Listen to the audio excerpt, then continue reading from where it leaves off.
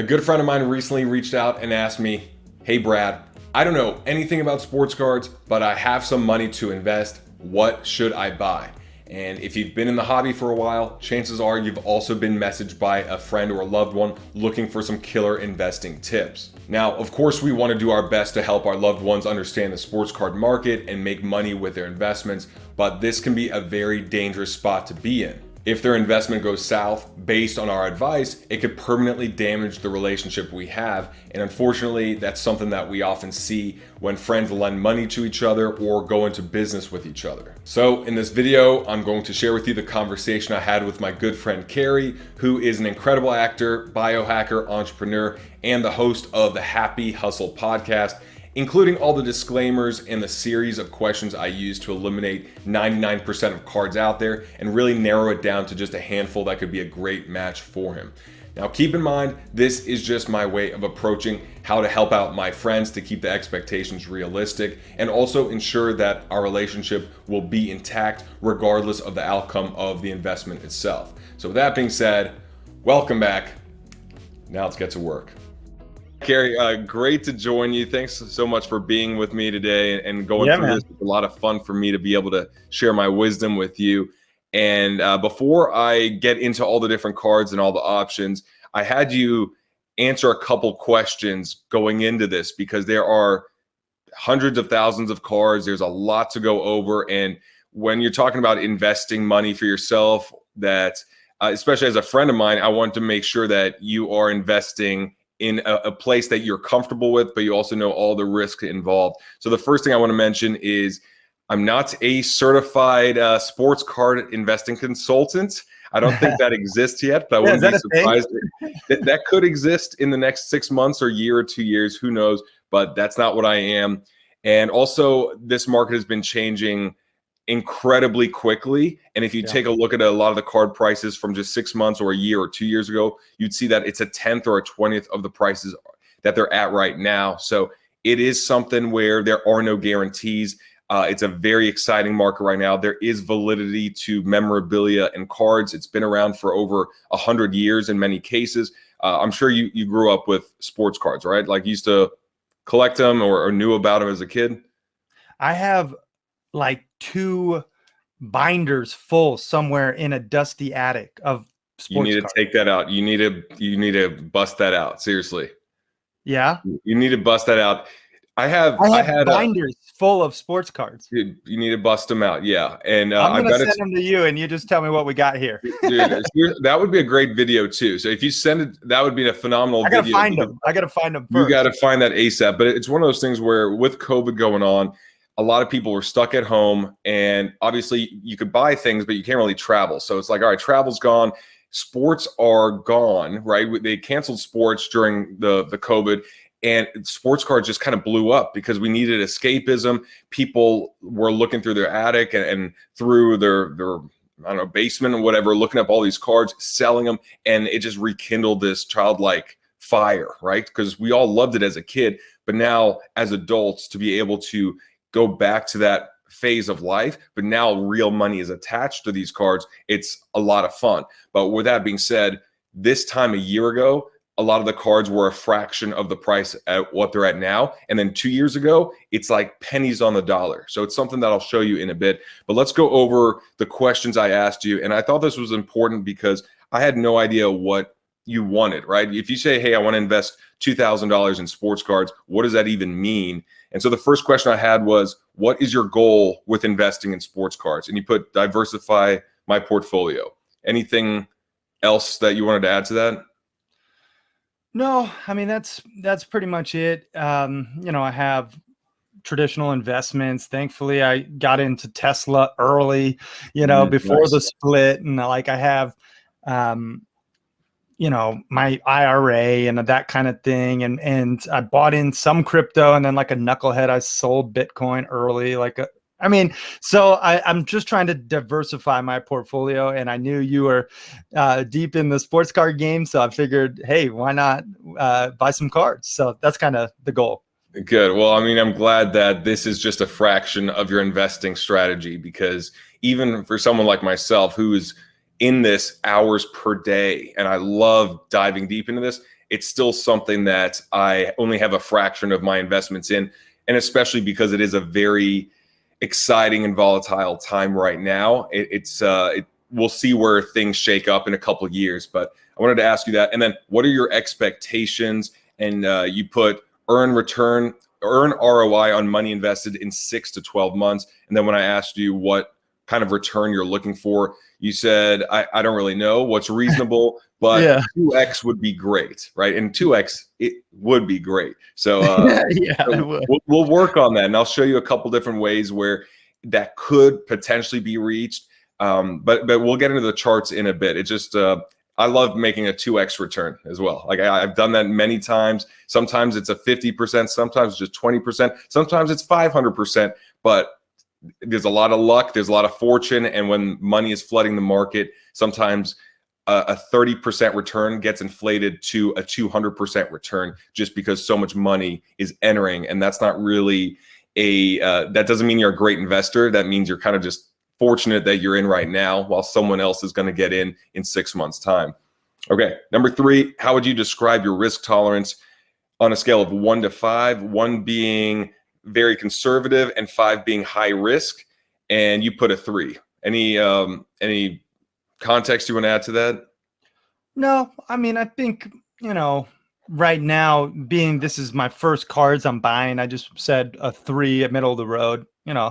Let's buy something that at least hopefully won't lose money. That's the goal.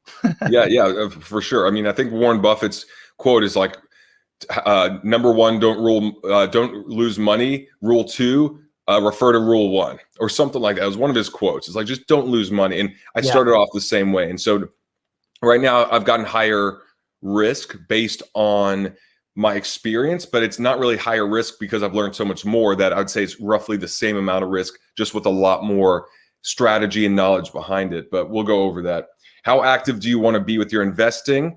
Highly involved or passive? And you put highly passive, set it and forget it. Like the rotisserie, what's that, like, you know what that was called? Like the rotisserie machine, set it and forget it. Put the gear wheel on and put it in your showtime. Then set it and forget it.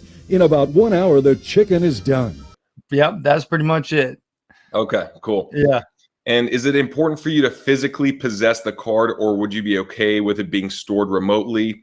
And your response was either or, whatever you recommend that is most financially lucrative. And the reason I asked you that is because traditionally you would buy a card, you'd have it shipped to you and you'd hold it. But now there are a lot of different ways of storing the card. And this really helps international collectors and investors, because if you're in Australia or England or Thailand or whatever, a lot of the cards are here in the US. But if you were to buy that card and get it shipped over to Thailand or Australia, it's going to cost a lot of money in customs, as well as taxes and shipping and all that stuff. And you may end up selling it 6 months later or a year later to someone back in the US. And now you have to go through that process again. But in terms of buying a single $1,000 or $2,000 card, I think it'd be better to physically have it, especially because a lot of these players you mentioned are guys that you really like. So hopefully you'll find some good value and enjoyment of just holding the card until you want to sell. Sound good? Yeah, okay. Sounds great. And then what sports interest you the most and what players do you like? And you mentioned Messi, Ronaldo, Pele, Maradona, and who's this? PK? Yeah. PK. PK? It piques my interest. PK. Soccer players. I play soccer. Yeah, that's under the soccer category. Basketball, you had LeBron, Kobe, and then football, Peyton Manning, Tom Brady, Rob Gronkowski, who, dude, what a year. I mean, I don't even know if you're a Bucks fan or not. I know you're a Tampa guy as well, but. Yeah, but born in Sarasota. Okay. Well, I mean, you don't have the giant Bucks flag. I know. Mine's behind my banner of Happy Hustling. It's behind your branding. Okay. Baseball, Anthony Rizzo, I don't really know him. Ken Griffey and Curt Schilling. Okay. And then I asked you, would you rather own the entirety of a card or a fraction of a much more expensive card? And your answer was probably own the entire thing, but we'll default to your recommendations. Yeah. I'm up to, explore all the best options and just get my feet wet here today, and then, keep diving in deeper as the returns come. Okay, good. All right. Well, there's a lot to learn. There's a ton to learn, and this hobby is changing literally daily. I mean, new companies, new concepts, mergers, everything is changing daily. So what I'm going to do now is I'm going to show you my screen, and this is where my starting point is. This is how I do a lot of my purchasing. Is I want to see what cards have dropped the most in the last 30 to 60 days. So if you see up here, it says last 30 days. And what's important for me to do is to start looking at the cards that have gone down in value, because I don't like buying when it's at a high level. So if I go over to this chart right here, you'll see this is a LeBron James card, and this is his rookie year card. And I'm going to make this bigger for you. But for one, take a look at where this card was in April. This is all based off of eBay sales. This was $315. Okay, 315 bucks back in April. Then it peaked in August at 1,850 bucks. Right, that's nuts. And then it went down and went down. And then what we saw with a lot of players is between January, pretty much like January, February, cards went through the roof for a lot of guys. So this card went up to $2,500. Now, the one thing to notice is that sometimes using these tools is that there could be an auction that was not paid for on eBay. It could have been something fraudulent. There are scams. There are things like that. So whenever there's a giant spike, I'm always questioning if it's legit. But then you'll see at least, all right, it's down a couple sales, and now it's at 1,500 bucks. So for me, what I do like about this specific card is that the current price now is less than what it peaked at in August. And that's not going to be the case for a lot of cards. A lot of cards now are higher now than the prior bubble in this July, August period. So I'm just going to pull up different ones based on the players you recommended, but I want you to get familiar with how these charts look and how prices have gone over the last year, pretty much, because you'll notice a pattern of the highs and the lows. These are comparing 4 cards of LeBron James. You see here at the bottom, this is his rookie card, a 2003 Topps. And you see here, look at this. Here's the card in October of 2019. This was $131. This blue one, the PSA 9, $131. Not only what, a year and a half ago, and that 131, 3,000. Oh, okay, man. So we should have had this combo back in 2019, man. Oh, I mean, look, anyone that was in sports cards prior to 2019, just with these normal cards, because anyone can afford $100 LeBron James rookie card. But now we're talking about $3,000, right? So we can't really go back in the past and wish we were there. But that's why it's so important to read these charts, because if you look here at the July, August bubble, that card peaked at $2,200, and people will buy up and they'll buy high and sell low. And I'm like, no, I got to make sure that I'm buying during the part where it's here in this dip, because even though it peaked at $2,200, I'm looking at the blue one, which is the PSA 9. You could have bought that card a couple months later for $1,033, $1,033 in November, and then now just a couple months later, the peak sale $3,000, right? So for me, when I look, you know what I'm saying? Yeah. Okay, so there's a lot to learn. There's a lot to go over. But when I look at the entire chart, when I look at everything as a whole, I never expect the card to return to the prior point, like the prior dip. But when it starts to go down like this, I think to myself, well, where would that new floor be? Because I don't expect the floor to be here in November and December, not in this market. But what I do expect is that the floor to be somewhere in between that really high point and that floor of prior. So like somewhere around, I mean, maybe $1,600, $1,700 is where I would expect it. But you'd see here that the second to last sale was $1,963, but the sale right after jumped up another $300. So someone was already willing to pay $300 more than that second to last sale, because they felt like, okay, this is a price that I'm good getting in, right? So we never know the floor until we actually see what happens and where the prices go down. Now, soccer, you mentioned Messi and Ronaldo as two of the guys, and before I go over the other players, I wanted to touch on them because to invest in Messi or Ronaldo would be great because just like basketball, soccer is very international, and I'd say it's even bigger in terms of international appeal.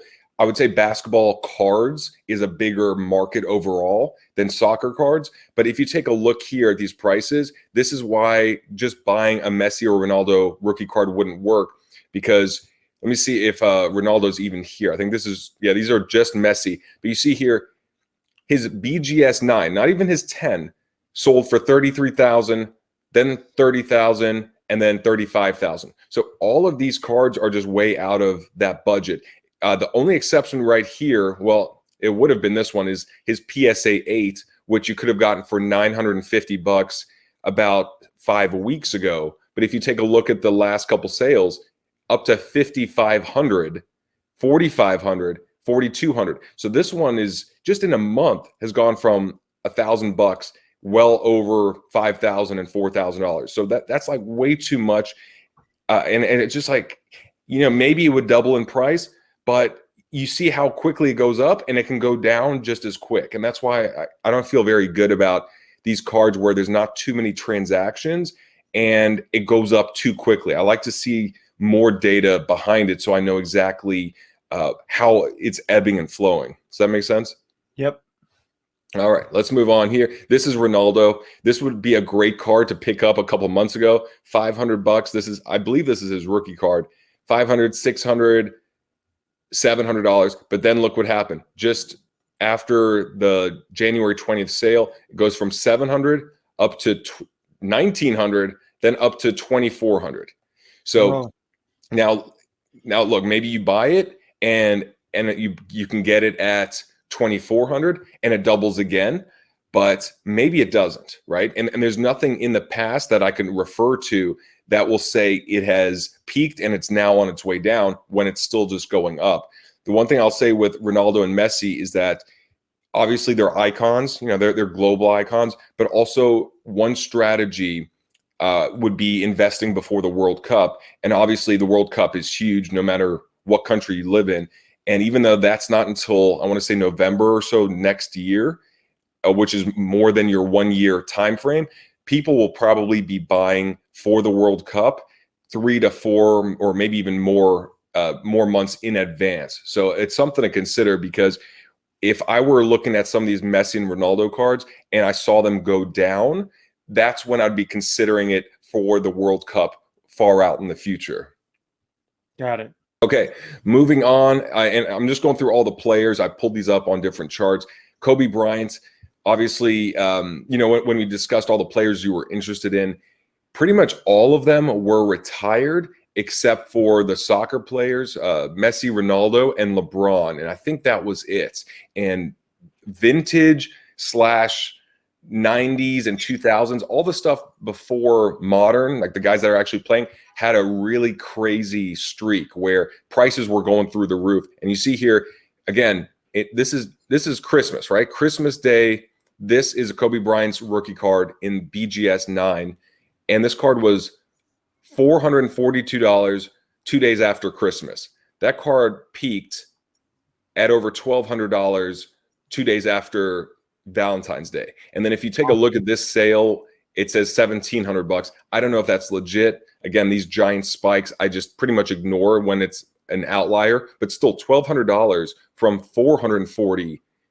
And look at this one's $348 a week and a half before Christmas. So we see that kind of stuff. But then if you take a look, the last sale, not including that giant drop right here, and I'll make this a bit bigger, was $850. So what I like here is that two sales before, $835, the prior one $850. If I see another sale or two that are in that range, like $750 to $900, I'll start to think that, all right, the floor is being created right here. So this will be the new bottom, and then it'll go back up in the future. But the one good thing with Kobe, obviously, very international, very collectible. I think I read that he was the second most collectible player, period, next to Michael Jordan. Obviously, tragic death. You look at his cards, and I think they mean a lot more to everyone when you just see a picture of him. And he's also very international just because basketball is huge. He was very beloved, I believe, in China and a lot of other countries. So no matter what happens with the U.S. economy, if China's economy does really well, they love Kobe a lot too. So there's going to be a buyer there. That's a bit of where the danger lies in football, where if it's football and perhaps baseball, you're limiting yourself to just the U.S. and maybe a couple other countries. But with soccer and basketball, it's truly international. This is his Bowman rookie card, and this is a paper version. There's also a chrome version, which is more metallic, which is worth a lot more. But this is him in a Patriots jersey. I think it's a much better looking card. Yeah. And if you take a look at the charts, you see here, spiked in August up to $1,000, went back down throughout the season, 500, 600, 600, but then went through the roof up to $2,500. But if you take a look at the last couple sales, last one was $1,500. Now, $1,561. I don't know if that's going to continue to fall, but just my mentality, knowing what Tom Brady's legacy is, knowing the potential he has after his career, the fact that every quarterback will be compared to him, I would not wait for this card to go down much further than $1,560, because even if it doesn't pan out in 3 months or 6 months or a year, I feel like long term, it's hard to bet against the greatest of all time. Oh yeah, by a long shot. So $1,561 to me is just like, if I had that opportunity, I really wouldn't feel bad about it. Maybe it does go lower to $1,200. Maybe it goes down to this point right here, $1,250.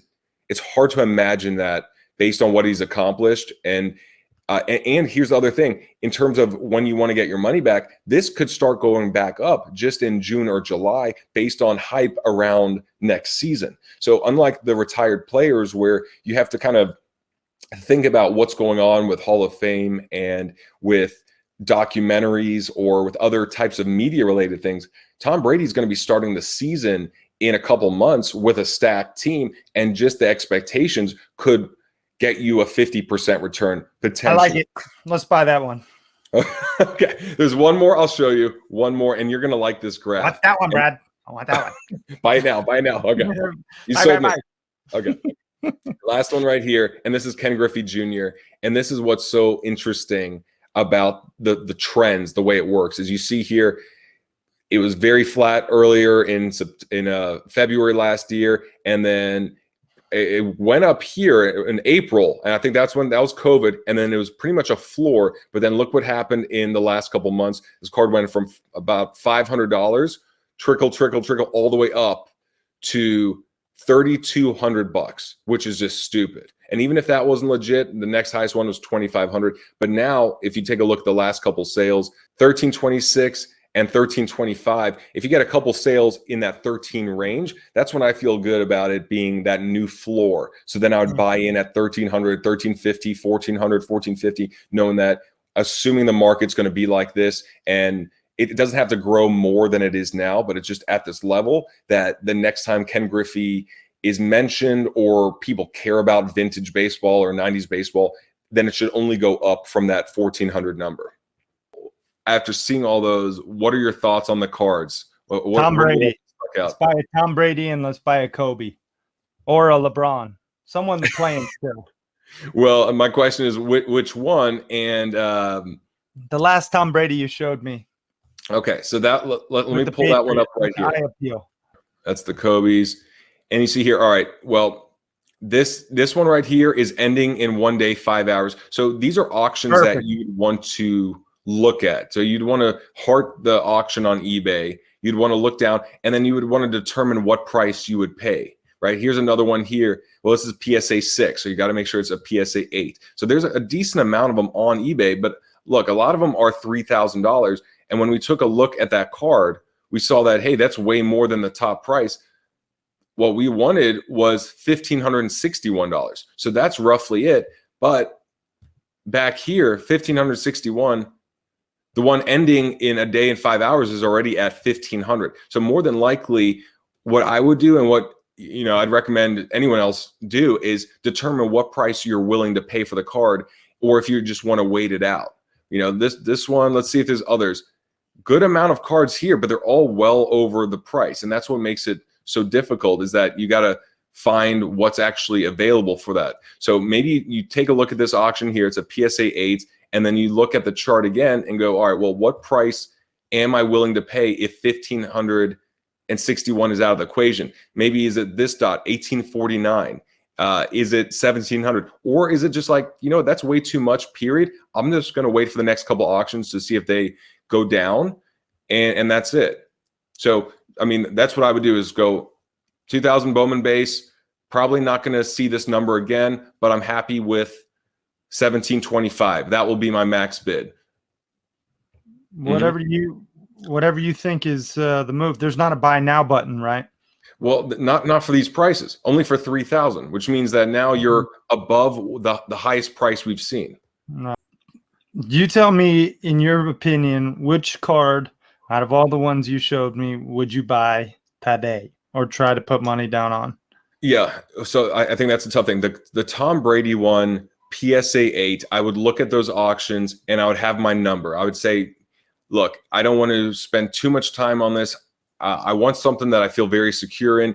If it's 3 months or 6 months, I can't guarantee that it will even maintain the value, just because everything's, so much money has flooded the market that I would say more than likely the amount of money in will remain in. But if money leaves the market, then we would be in the same period of where we were a year ago. So I got to just throw that out there. But the confidence I have would be, I would buy that Tom Brady PSA 8 for probably $1,700. So I would go to eBay, I would search 2,000 Bowman Tom Brady, I would watch that auction, and I would make sure that when that auction's about to end, I have my bid of $1,700 and whatever $20 in there, feeling that maybe it's not in 3 months or 6 months, but in the future it will be worth a good amount. Now, the unfortunate thing is that because Tom Brady won the Super Bowl, those prices went super high. So it's not like, a quarterback that disappointed that now gets to have a do-over in the next season. It's someone that did it all, right? So his legacy is sealed. However, he's coming off of an all-time high versus coming off of an all-time low. The one LeBron James card I'll show you real quick that I think would be, and I showed it to you before, but I'll show it to you now just because I think this is the best one. This is his 2003 Topps base, and in PSA 8, so 2003 Topps base PSA 8, and what I liked is that the last sale was $935, which I mean, it's very low compared to just what it was a couple months ago. I mean, it's half the price of what it was in February, and it's LeBron James, and this is a very iconic card. This is a card that people recognize. It's him on draft night. Yeah, okay. All right, let's get that one.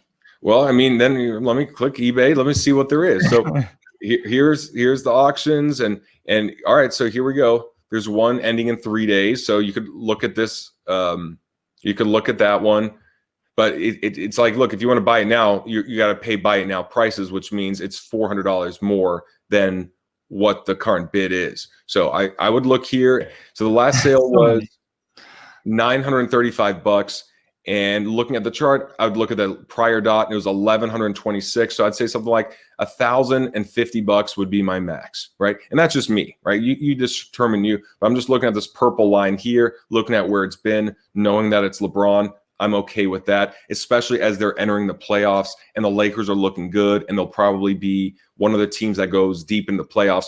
So you have not only that, but you also have Space Jam coming out this summer, and you have whatever else LeBron's doing, plus the hype of the next season. So biggest thing that can go wrong is probably he gets injured, they're out the playoffs, and they're done for the season, and then he's back next season, plus Olympics and Space Jam and whatever else. So I would say that's one of the better ones to look at is 2003 Topps base PSA 8. Okay. As you can see, it's just not that easy to go through all. No, right? This is way more involved than I thought. Well, dude, I mean, here's the thing: is a lot of people are very casual about it, and they're like, "Hey, on eBay, I buy a card and I buy it for $1,000, and it's worth more than that tomorrow." But that's luck, right? When there's money flooding in, that's just called luck and fortune. It's not called, all right, this makes sense for reasons. But when you see LeBron James's prices going down and certain players, Peyton Manning and all that, you're like, all right, well, what's going on in the next 3 months, 6 months, a year, 2 years that should inflate the price, should bring attention back to the player. And LeBron is very easy. So Yeah, I'll send you all those links afterwards. I wish we could have gotten a deal done today, but it's just not that easy unless you're willing to overpay, which I wouldn't recommend you or anyone else do. Yeah. So what are your final thoughts with everything I've shown you? I know it's a lot to digest and it's a lot of analytics, but what are some of your takeaways? Well, my takeaways from the Comeback Card Investor have been quite substantial, to say the least. Definitely do your research before pulling the trigger on a card, number one. That website you showed me, what was it called? It's called Market Movers. Market Movers. So that's a paid data tool. Okay, paid data. So Market Movers was another great takeaway. The fact that you have to think through the next 3 to 6 months for that particular player and what may arise, that is another not necessarily alarming variable. However, it is an important one. And then 4, I would just say, the fluctuation with the cards, as you mentioned, it's a big game of supply and demand. So there's a lot involved. And those are some of my main takeaways. Yeah, and lastly, with the fluctuations, it's highly emotional, right? You were excited to go on eBay and buy something, but that's the same process that gets a lot of people in trouble because they see a game-winning three-pointer or they read a headline and they go out and they buy it now, and the buy now price is $800 more than the prior sale, and so then they're stuck with a $2,000 card that's really worth $1,400, and the next auction will end at $1,300 or $1,500 or whatever else. So remember, emotions got to be on the back seat to logic. But what makes this hobby so much fun is that it is emotional. It is fun. We are talking about our favorite players, our childhood heroes, all that kind of stuff. So I'm really happy to have helped you out. And where can people connect with you based on what you're doing with the Happy Hustle? Because I know you've impacted me tremendously in my life. You're always a great source of not only information but just positive energy. And I credit you with getting me back into personal development from when we did that bartending gig in Miami. Yep. Yeah, man. And then we lived together too. So that was pretty awesome. Man, people could check out, CaryJack.com, my website, or if they want to check out my YouTube channel, Cary Jack and the Happy Hustle. I also host a podcast. But yeah, the Happy Hustle podcast and CaryJack.com. If you guys are interested in some personal development stuff, as Brad was, you can always download my ebook for free. And I highly recommend reading it after you download it. Don't just download it. And implement it. The secret's not just clicking download. Oh, no, you got to do the work. But yeah, those are some spots. And I appreciate you, Brad, the Comeback Card Investor. This has been awesome, super valuable, super insightful. And thank you all for watching and listening. This has been great. My honor. Awesome. Thanks, Cary. Appreciate you, bro. Peace and love, y'all.